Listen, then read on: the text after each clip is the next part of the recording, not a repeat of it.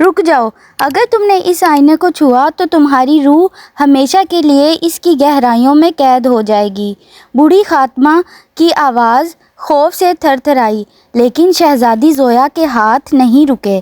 اسے معلوم تھا کہ اس کے باپ کی زندگی کی چابی اسی آئینے کے پار کسی انجان دنیا میں چھپی ہے۔ جیسے ہی اس کی انگلیوں نے ٹھنڈے شیشے کو چھوا، کمرے کی شمعیں ایک جھٹکے سے بجھ گئیں اور ایک پراسرار نیلی روشنی نے پورے ہال کو اپنی لپیٹ میں لے لیا۔ آئینے کے اندر سے ایک ہیبت ناک سایہ نمودار ہوا اور زویا کا ہاتھ مضبوطی سے تھام لیا۔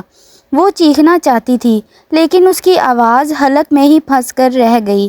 آخر کار تم آ ہی گئی، ایک گہری اور سحر انگیز آواز کمرے میں گونجی۔ وہ ہیبت ناک سایہ آہستہ آہستہ ایک انسانی شکل میں ڈھلنے لگا۔ زویا نے دیکھا کہ وہ کوئی بلہا نہیں بلکہ ایک نوجوان تھا جس کی آنکھوں میں صدیوں کی اداسی قید تھی۔ اس نے زویا کا ہاتھ چھوڑا نہیں بلکہ اسے آئینے کے کرسٹل جیسی سطح کے اندر کھینچنے لگا۔ تم کون ہو اور مجھے کہاں لے جا رہے ہو؟ زویا نے ہمت جمع کر کے پوچھا۔ میں اس آئینے کا قیدی ہوں جسے تمہارے اجداد نے یہاں چھوڑا تھا، اس نے تلخی سے کہا، اور تمہارے باپ کی زندگی اس آئینے میں نہیں بلکہ اس سچائی میں ہے جو تم سے چھپائی گئی۔ جیسے ہی وہ آئینے کے پار پہنچے، وہاں کا منظر بدل گیا۔ آسمان جامنی رنگ کا ہو گیا اور درخت چاندی کی طرح چمک رہے تھے۔ زویا کو احساس ہوا کہ وہ کسی دوسری دنیا میں آ چکی ہے۔ وہ نوجوان جس کا نام آریان تھا اسے ایک قدیم محل کی طرف لے گیا جہاں ایک بہت بڑا وقت کا پہیہ رکا ہوا تھا۔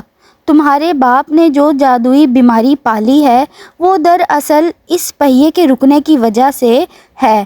آریان نے ایک چمکتے ہوئے ستارے کی طرف اشارہ کیا جو پہیے کے درمیان میں دھنس گیا ہے۔ اسے نکالنے کے لیے ایک ایسی قربانی چاہیے جو صرف ایک سچی شہزادی دے سکتی ہے۔ زویا کی دھڑکنیں تیز ہو گئیں۔ کیسی قربانی؟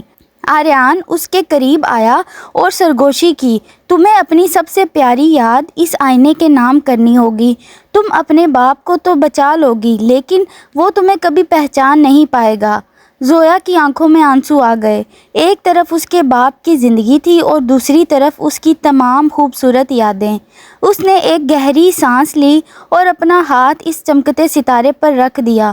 ایک زوردار دھماکہ ہوا اور سفید روشنی نے سب کچھ دھندلا دیا۔ جب زویا کی آنکھ کھلی وہ اپنے کمرے میں آئینے کے سامنے پڑی تھی۔ اس کا باپ بالکل تندرست اس کے سامنے کھڑا تھا، لیکن جب اس کی نظر زویا پر پڑی تو اس کی آنکھوں میں وہ شناسائی نہیں تھی۔ تم کون ہو بچی اور ہمارے محل میں کیسے آئی؟ بادشاہ نے نرمی سے پوچھا۔ زویا کا دل ٹوٹ گیا لیکن اس کے لبوں پر ایک اداس مسکراہٹ تھی۔ اس نے محل سے باہر قدم نکالے جہاں جنگل کے باہر وہی نوجوان اب آزاد کھڑا تھا اور اس کا انتظار کر رہا تھا۔ اس کی یادیں مٹ چکی تھیں لیکن اس کا سفر اب شروع ہوا تھا۔ یہ تھی آج کی کہانی۔ اگر ویڈیو اچھی لگی ہو تو ویڈیو کو لائک کریں اور چینل کو سبسکرائب کریں۔ شکریہ۔